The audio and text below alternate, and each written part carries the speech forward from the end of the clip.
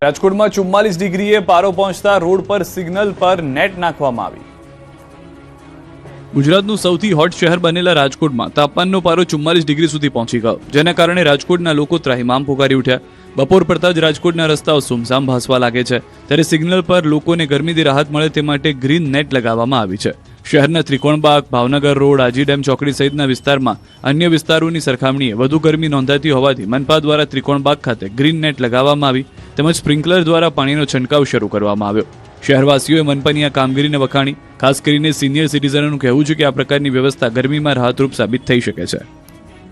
ડાકોર મંદિરમાં હવે મનોરથ કરવા મોંઘા પડશે, તમામના ભાવમાં તૂતિંગ વધારો। ડાકોરના રણછોડરાયની ભક્તિ હવે ભક્તોને મોંઘી પડશે, કેમ કે ડાકોર ટેમ્પલ કમિટી ભક્તો દ્વારા કરવામાં આવતા તમામ મનોરથના લાગમાં ધરખમ વધારો કરાયો છે। ડાકોર મંદિરના સોનાના શિખર ઉપર ધજા ચડાવવા પહેલા ભક્તોને 610 રૂપિયા ખર્ચવા પડતા હતા, પરંતુ હવે ખર્ચવા પડશે 2500 રૂપિયા। એ જ શિખર ઉપર 52 ગજની ધજા ચડાવતા ભક્તને પહેલા 2500 આપવા પડતા હતા, હવે ખર્ચવા પડશે 11000 રૂપિયા। તો બાધા માનતાના રાજભોગમાં ભક્તોને પહેલા ભરવા પડતા હતા 3900 રૂપિયા, હવે ભરવા પડશે 9345 રૂપિયા। તો ભક્ત દ્વારા કરાવાતા કુંજ મનોરથમાં પહેલા ભક્તોને ભરવા પડતા હતા 5100 રૂપિયા અને હવે ભરવા પડશે 11000 રૂપિયા। તો પહેલા ભક્તો જો તુલસી વિવાહ કરાવવા હોય તો ભરવા પડતા હતા 25000 અને હવે ભરવા પડશે 51000। વડોદરાના અટલ બ્રિજ પર કાર બેકાબુ બની બીજી કાર સાથે અથડાઈ તો વલસાડમાં રિવર્સમાં આવ્યું મોત।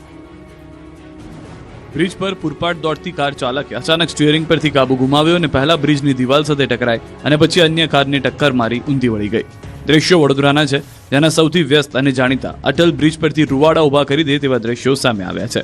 ગેંડા સર્કલથી ગોત્રી તરફના માર્ગ પર ટ્રાફિક રાબેતા મુજબ ચાલી રહ્યો છે, ત્યારે અચાનક એક કાર ચાલક સ્ટીયરિંગ પરથી પોતાનો કાબુ ગુમાવે છે। માતેલા સાંજની માફક આવતી કાર બેકાબુ બની પહેલા બ્રિજની દિવાલ સાથે ધડાકાભેર અથડાઈ છે। ટક્કર એટલી જોરદાર હતી કે કાર ત્યાંથી ઉછળીને બાજુમાંથી પસાર થતી બીજી કારને અડફેટે લે છે અને રોડની વચ્ચોવચ્ચ ભયાનક રીતે પલટી ખાઈ જાય છે। આ જોરદાર ટક્કર અને કારને રોડ પર ગોતા ખાતી જોઈને પાછળ આવતા અને આસપાસના વાહન ચાલકોમાં ભારે ફફડાટ વ્યાપી ગયો હતો। બ્રિજ પર થોડીવાર માટે અફરાતફરીનો માહોલ સર્જાયો હતો। કારની હાલત અને અકસ્માતની ભયાનકતા જોતા કોઈ મોટી હોનારત સર્જાય હોવાની ભીતિ હતી, પરંતુ સદનસીબે આ ગમખ્વાર અકસ્માતમાં એક મોટી જાનહાનિ ટળી ગઈ છે। કાર ઊંધી વળી જતા લોકોએ ભેગા થઈને કાર ચાલકને બહાર કાઢ્યો। કાર ચાલકનો આશ્ચર્યજનક રીતે આબાદ બચાવ થયો। ઘટનાની જાણ થતાં ગોરવા પોલીસ સ્ટેશનનો સ્ટાફ તાત્કાલિક સ્થળ પર દોડી આવ્યો હતો। હવે મહિલાની ઉતાવળે ધોળા દિવસે મોત જોવાનો વારો આવ્યો છે। જુઓ કઈ રીતે રમરમાટ દોડતું આવ્યું મોત। આંખો પહોળી થઈ જાય એવા દ્રશ્યો વલસાડના કોસંબાના છે, જ્યાં એક ટ્રક રિવર્સ આવી રહ્યો હતો। આમ છતાં મહિલા ઝડપથી દોડીને રોડ ક્રોસ કરવા જાય છે, ત્યારે જ ટ્રકની સ્પીડ વધી જાય છે અને મહિલા પર વ્હીલ ચડી જાય છે, જેથી મહિલાને ગંભીર ઈજા પહોંચે છે। લોકોના મારના ડરથી ટ્રક ચાલક ભાગી જાય છે। ભાગડાવાડના નવીનગીરી વિસ્તારમાં થોડીવાર માટે અફરાતફરી મચી ગઈ। ટ્રકે સૌપ્રથમ એક ઘરની દિવાલ અને એક વીજપોલને ટક્કર મારી અને ત્યારબાદ રસ્તા પરથી પસાર થઈ રહેલી એક મહિલાને અડફેટે લીધી। વીજપોલને ટક્કર વાગતા આસપાસના વિસ્તારનો વીજ પુરવઠો પણ ખોરવાયો, તો ટ્રકની ટક્કરથી દિવાલ પણ તૂટી ગઈ। આ તરફ દાહોદમાં ખાનગી બસને અકસ્માત નડ્યો। ઉજ્જૈનથી સુરત જતી બસ અકસ્માત નડ્યો। 19 લોકોમાંથી 6 લોકોને ઈજા પહોંચી। વાપીની કંપનીમાં ભીષણ આગથી દોડધામ। વાપી જીઆઈડીસીના થર્ડ ફેઝ વિસ્તારમાં આવેલી ખાનગી કંપનીમાં આગ લાગતા આજુબાજુની કંપનીઓમાં પણ દોડધામ મચી ગઈ હતી। આ કંપની કલર બનાવતી હોવાથી જ્વલનશીલ કેમિકલ અને પદાર્થો પણ મોટી માત્રામાં સંગ્રહ કરેલા હોવાથી થોડીક વારમાં આગે મોટું સ્વરૂપ ધારણ કર્યું અને આસપાસના વિસ્તારમાં ધુમાડા પ્રસરી ગયા। જોકે ફાયર બ્રિગેડની ટીમોએ ભારે જહેમત બાદ આગ પર કાબુ મેળવ્યો। આ ઘટનામાં કોઈ ઈજા કે જાનહાનિ થઈ નથી। સુરતના મસાલા માર્કેટમાં આરોગ્ય વિભાગની તવાઈ। સુરતમાં ભેળસેળિયા તત્વો પર આરોગ્ય વિભાગે તવાઈ બોલાવી છે। સતત 2 દિવસથી આરોગ્ય વિભાગ ભેળસેળ કરતા લેભાગુ પૈસાના પૂજારી બનેલા વેપારીઓના એકમ પર તવાઈ બોલાવી રહી છે। ગઈકાલે આઈસ ગોલા અને મેંગો શેકના વેપારીઓને ત્યાં દરોડા પાડ્યા હતા। કલર મિક્સ કરતા હોવાનું સામે આવ્યું, ત્યારે શુક્રવારે મસાલા માર્કેટમાં આરોગ્ય વિભાગની ટીમે પહોંચીને સપાટો બોલાવ્યો। સુરતમાં આરોગ્ય મંત્રી પ્રફુલ પાનસેરિયાના આદેશ બાદ આરોગ્ય તંત્ર હરકતમાં આવ્યું। મસાલા વિક્રેતાઓ સામે કાર્યવાહી શરૂ કરવામાં આવી। ગોળદોડ રોડ પર આવેલા જીવીએમ મસાલા વિક્રેતા પર સુરત મહાનગરપાલિકાના આરોગ્ય વિભાગે દરોડા પાડી તપાસ હાથ ધરી। મસાલા ભરવાની સિઝન દરમિયાન ભેળસેળયુક્ત ખાદ્ય પદાર્થોના વેચાણની આશંકાને ધ્યાનમાં રાખીને આ કાર્યવાહી કરવામાં આવી। આરોગ્ય વિભાગે સ્થળ પરથી મરચું પાવડર, હળદર, ધાણા જીરું તેમજ અન્ય તૈયાર મસાલાના નમૂના એકત્રિત કરી લેબમાં તપાસ માટે મોકલ્યા। હાલ મસાલા ભરવાની સિઝન ચાલી રહી હોવાથી કોઈ પ્રકારની ભેળસેળ તો થતી નથી ને તેની વિગતવાર તપાસ કરવામાં આવશે। ભેળસેળ સામે આરોગ્ય વિભાગે કડક વલણ અપનાવતા વેપારીઓમાં ફફડાટ ફેલાયો છે। રાજકોટવાસીઓ બર્ગર કિંગમાંથી બર્ગર ખાતા પહેલા સાવધાન, વાસી વસ્તુઓ મળી। રાજકોટવાસીઓ બહારનું ખાતા પહેલા સાવધાન. ભૂલે ચૂકે પણ બર્ગર કિંગમાં કંઈ ખાવા જતા નહીં. જો બર્ગર સહિતની વસ્તુઓ ખાધી તો તમારી તબિયત બગડવાના 100% ચાન્સ છે. કેમ કે આરોગ્ય વિભાગે રાજકોટના ફાસ્ટ ફૂડ એકમો પર દરોડા પાડ્યા. કાલાવડ રોડ પર આવેલ બર્ગર કિંગમાંથી તપાસ કરતા એક્સપાયરી ડેટનું દૂધ ઝડપાયું, જેથી બર્ગર કિંગને 10,000 રૂપિયાનો દંડ ફટકાર્યો.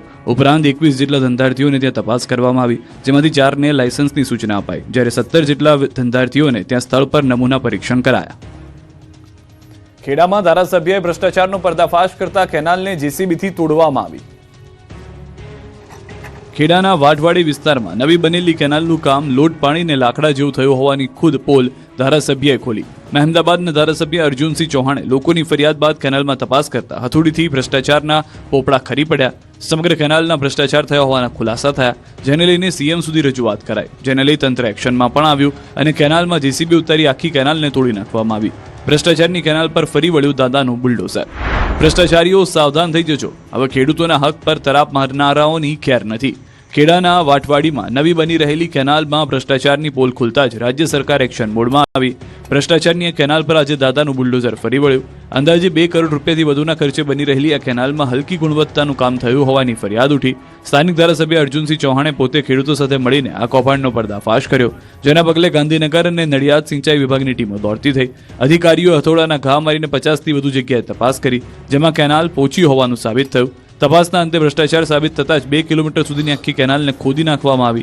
તંત્રની આ કડક કાર્યવાહી જોઈને વર્ષોથી પાણીની રાહ જોતા સ્થાનિક ખેડૂતોમાં ભારે ખુશીનો માહોલ જોવા મળી રહ્યો છે. હવે 2 કરોડથી વધુના ખર્ચે કેનાલનું નવીનીકરણ કામ હાથ ધરાશે, જેથી ખેડૂતોને યોગ્ય સિંચાઈ સુવિધા મળી શકે. સુરતના ડુમસ બીચ પર દરિયો 1000 મીટર પાછળ જતો રહ્યો હોવાની અફવા ફેલાવનાર સામે કાર્યવાહી. છેલ્લા કેટલાક દિવસથી સુરતનો પ્રસિદ્ધ ડુમ્મસનો દરિયો પાછળ જઈ રહ્યો છે અને સુરતમાં મોટી સુનામી આવવાની છે તેવી સોશિયલ મીડિયામાં અફવાનું બજાર ગરમાયું હતું. અફવાએ એવું જોર પકડ્યું કે લોકોમાં ડરનો માહોલ ઊભો થઈ ગયો. સુરતના ચોરે અને ચોકે દરિયો પાછો જતો રહ્યો અને મોટી કુદરતી આફત આવવાની છે વાતો થઈ, જેથી સુરત પોલીસ હવે એક્શન મોડમાં આવી અને અફવા ફેલાવનાર સામે લાલ આંખ કરીને અફવા ફેલાવનાર સામે ગુનો નોંધી કાર્યવાહી કરી હતી. રાજસ્થાનના શુભમ નામના યુવાન વિરુદ્ધ ગુનો દાખલ કરાયો છે. પોલીસ તપાસમાં એક સામાન્ય પ્રક્રિયા અથવા ભ્રામક વિડીયો હોવાનું સામે આવ્યું છે.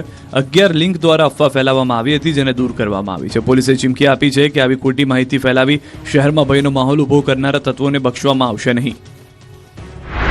કે આવી કોઈ પણ પ્રકારની ન્યૂઝને આગળ ફોરવર્ડ ના કરવામાં આવે અને આ બધી જ ર્યુમર્સ જે છે બેસલેસ અને મિસઇન્ફોર્મેશન છે. આવી કોઈ પણ બાબત થયેલ નથી અને આ એકદમ સત્યથી વિપરીત છે, કેમ કે આ એકદમ નેચરલ ફિનોમિના છે જે પાણી હાઈ ટાઈડ થાય ત્યારે ઉપર આવી જાય છે. પંચમહાલના કાલોલમાં નગરપાલિકામાં તોડફોડ થઈ. કોઈ ખુરશી લઈને મંડી પડ્યું તો કોઈ પાટા મારવા લાગ્યું, કોઈએ કાચ તોડ્યા, કોઈએ દરવાજામાં ખુરશીઓ મારી. કાલોલના લોકો એવા વિફર્યા કે નગરપાલિકાની ઓફિસે પહોંચીને હંગામો મચાવી દીધો. કાલોલમાં વિકાસના કામો થતા ન હોવાના આક્ષેપ સાથે લોકો રોષે ભરાયા. આક્રોશ સાથે નગરપાલિકાની ઓફિસે પહોંચી ગયા હતા અને પ્રાથમિક સુવિધાથી ત્રસ્ત લોકોને કચેરીમાં કોઈ ન મળતા રોષ વધુ ઉગ્ર બની ગયો. કચેરીમાં આક્રોશિત સ્થાનિકોએ તોડફોડ કરી દીધી હતી. ચીફ ઓફિસરની કેબિન અને પાલિકા પ્રમુખની કેબિનમાં કોઈ હાજર ન હોવાથી બહાર પડેલી ખુરશીઓ ઉપાડીને તોડફોડ કરી. કચેરીના કાચ તોડી નાખ્યા. હજી પણ કામ નહીં થાય તો આંદોલન કરવાની ચીમકી ઉચ્ચારી. નોંધનીય છે કે વોર્ડ નંબર 4માં વિકાસના કામો ન થતા હોવાની રજૂઆત કરી. ગટર માટે ખોદેલા ખાડાથી પણ સ્થાનિકો ત્રસ્ત હતા. 2 મહિનાથી દૂષિત પાણી આવતું હોવાની પણ ફરિયાદ છે. અનેક રજૂઆતો કરવા છતાં સમસ્યાનું નિરાકરણ ન આવતા સ્થાનિકોએ આકરા પાણીએ જોવા મળ્યા. ગુજરાતમાં પીએમ મોદીના સ્વાગત માટે તૈયારીઓનો ધમધમાટ. પશ્ચિમ બંગાળમાં ભાજપની ભવ્ય જીત બાદ પ્રથમવાર પ્રધાનમંત્રી નરેન્દ્ર મોદી 2 દિવસ ગુજરાતના પ્રવાસે આવી રહ્યા છે, ત્યારે તેમની તૈયારીઓ માટેનો ધમધમાટ શરૂ થઈ ગયો છે. હૈદરાબાદથી સીધા પીએમ મોદી 10મીએ જામનગર આવશે. અહીં પીએમ મોદીના સ્વાગત માટે ભવ્ય રોડ શો યોજાશે, જેને લઈને લાલ બંગલા અને આસપાસના વિસ્તારમાં પોલીસ છાવણીમાં ફેરવાયું છે અને લાલ બંગલામાં એક સ્ટેજ પણ તૈયાર કરાયું છે. તો વડોદરામાં પણ પીએમ મોદી પહોંચવાના છે, ત્યાં પણ રોડ શો યોજાશે. સરદાર ધામ 3ના લોકાર્પણ કાર્યક્રમ સાથે સાથે વડાપ્રધાન દ્વારા રોડ શો યોજાવાનો છે, જેને લઈને